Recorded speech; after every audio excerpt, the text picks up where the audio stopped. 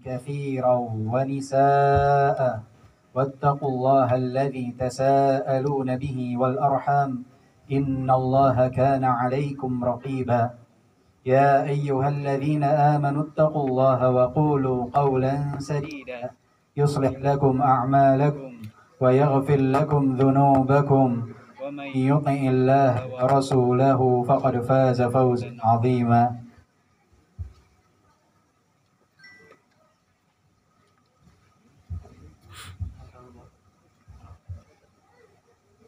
اعلموا فإن أصدق الحديث كتاب الله وخير الهدي هدي محمد صلى الله عليه وسلم وشر الأمور محدثاتها وكل محدثة بدعة وكل بدعة ضلالة وكل ضلالة في النار أما بعد. Alhamdulillah wa syukrulillah ayyuhal ikhwah, di pagi yang berbahagia ini kita semua dapat berkumpul bersama di tempat ini untuk menyaksikan suatu ijab dan qabul dari pernikahan. Pernikahan merupakan sunnatul anbiya, sunnahnya para nabi. Bahkan Rasulullah sallallahu alaihi wasallam bersabda, "An-nikahu min sunnati." Pernikahan merupakan bagian daripada sunnahku. Dan Allah Subhanahu wa taala pun berfirman di dalam Al-Qur'an, "Wa ankihul ayama minkum was-salihin min ibadikum wa imaikum." Nikahkanlah oleh kalian orang-orang yang sendiri di antara kalian, baik hamba laki-laki ataupun hamba wanita. Para hadirin yang dimuliakan oleh Allah Subhanahu wa taala, wabil khusus kepada calon kedua mempelai, ketahuilah bahwa tujuan kalian masuk di dalam gerbang pintu pernikahan, tentunya kalian ingin menggapai kebahagiaan di dunia dan di akhirat kelak. Akan tetapi kebahagiaan yang kalian harapkan dan inginkan tersebut, ketahuilah bahwa hal itu tidak akan pernah tercapai kecuali jika kalian melaksanakan apa yang menjadi kewajiban kalian ketika kalian menjadi seorang suami ataupun ketika kalian menjadi seorang istri. Dan di antara kewajiban yang Allah wajibkan kepada engkau wahai calon mempelai pria, yang pertama, Allah Subhanahu wa taala berfirman, "Wa'ashiruhunna bil ma'ruf." Pergaulilah istri-istri kalian dengan cara yang ma'ruf. Pergaulilah istri-istri kalian dengan cara yang baik. Ini adalah perintah yang Allah perintahkan kepada engkau ketika engkau menjadi suami kelak.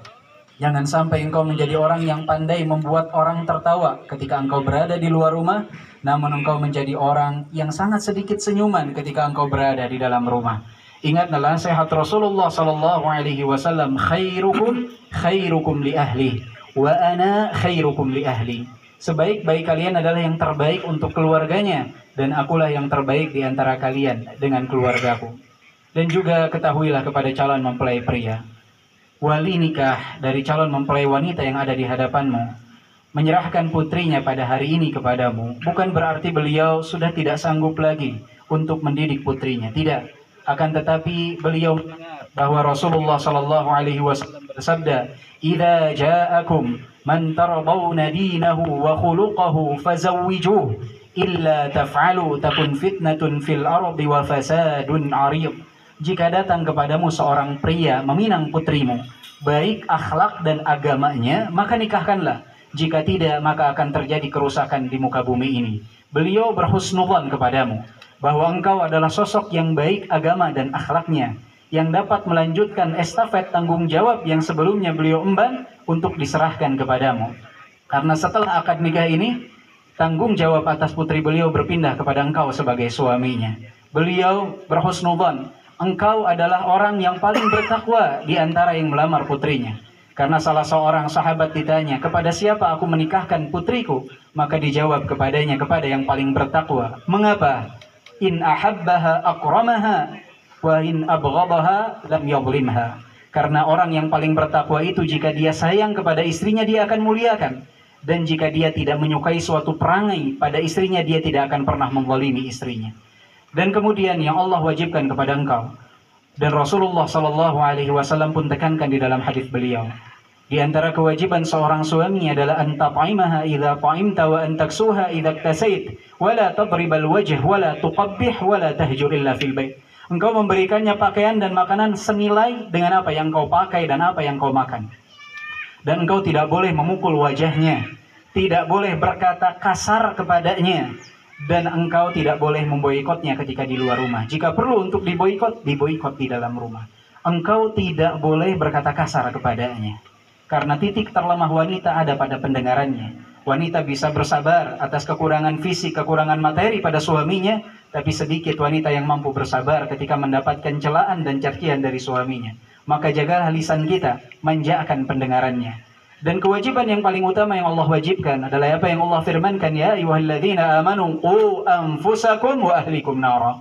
Wahai orang-orang yang beriman, lindungilah diri kalian dan keluarga kalian dari siksa api neraka. Engkau wajib ketika menjadi suaminya mengajarkan tentang tauhid kepada Allah Subhanahu wa taala, menjauhkannya dari kesyirikan, mengingatkannya tentang salat. Berapa banyak wanita yang menjadi istri dari seorang pria, tahunan bahkan puluhan tahun, mereka ternyata tidak bisa bagaimana cara menyembah Allah dengan baik dan benar. Mereka tidak tahu apa itu tauhid, mereka tidak tahu apa itu kesyirikan. Ingat, Rasulullah mengatakan, kullukum ra'in wa kullukum mas'ulun an ra'iyatih. Setiap dari kalian adalah penanggung jawab, dan kalian akan dimintai pertanggungjawaban atas apa yang kalian pertanggungjawabkan di hadapan Allah Subhanahu wa taala.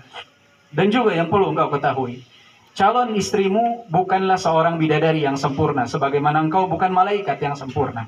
Maka ingatlah nasihat Rasulullah SAW, la yafraq mu'minun mu'minah in kariha minha khuluqan radiya minha akhar. Janganlah seorang pria membenci pasangan hidupnya jika dia tidak menyukai suatu perangai pada pasangan hidupnya. Ingatlah bahwa istrimu memiliki nilai-nilai positif lain yang wajib engkau untuk mensyukurinya. Kemudian untuk calon mempelai wanita, Allah Subhanahu wa taala berfirman, ar-rijalu qawwamuna 'alan nisa. Laki-laki adalah pemimpin di dalam keluarga. Maka tetaplah berada pada kodratmu sebagai makmum yang taat kepada suamimu di dalam ketaatan kepada Allah Subhanahu wa taala. Engkau wajib taat kepada suamimu, menjadi makmum yang baik. Jangan engkau berusaha mengkudeta keimaman suamimu di dalam rumah tangga. Banyak rumah tangga yang hancur dikarenakan wanita yang ingin berkuasa di dalam rumah tangga, ingin menjadi pemimpin atas suaminya. Ingatlah Rasulullah pernah mengatakan, "Lau kuntu amiran ahadan an yasjuda li ahad, la amartul mar'ata an tasjuda li zawjiha." Jika aku dibolehkan untuk memerintahkan seseorang sujud kepada orang lain, yang aku akan perintahkan wanita sujud kepada suaminya. Ini menandakan tingginya nilai suami di dalam rumah tangga. Dan juga yang perlu engkau ketahui, wahai calon mempelai wanita, jika titik terlemah wanita berada pada pendengarannya, maka titik terlemah laki-laki ada pandangannya. Pandangan laki-laki adalah nilai atau titik terendah pada laki-laki, yang paling lemah pada laki-laki. Maka Rasulullah SAW mengatakan, di antara sesuatu yang harus dilakukan oleh istri kepada suaminya adalah antasurruhu idza nadhar, membahagiakan ketika dipandang. Maka manjakanlah pandangannya sebagaimana engkau ingin dimanjakan pendengaranmu. Dan terakhir untuk keluarga calon kedua mempelai, ketahuilah ketika mereka masuk di dalam dunia rumah tangga ini, mereka pasti terjatuh, tersandung, ibarat bayi yang sedang belajar berjalan. Oleh sebab itu tugas kita adalah memberi nasihat kepada mereka, menjadi penyejuk dalam permasalahan rumah tangga mereka, menjadi pendingin bagi mereka.